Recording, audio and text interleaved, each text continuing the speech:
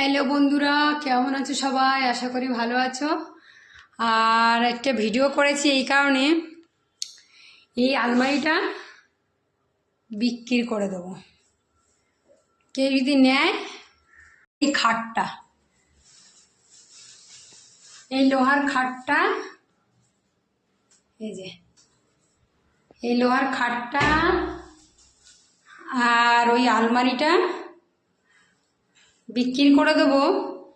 এই কারণে রাখার জায়গা নেই, রাখার জায়গার খুব অসুবিধে, ভাড়া বাড়ি তো, রাখার জায়গা হয় না।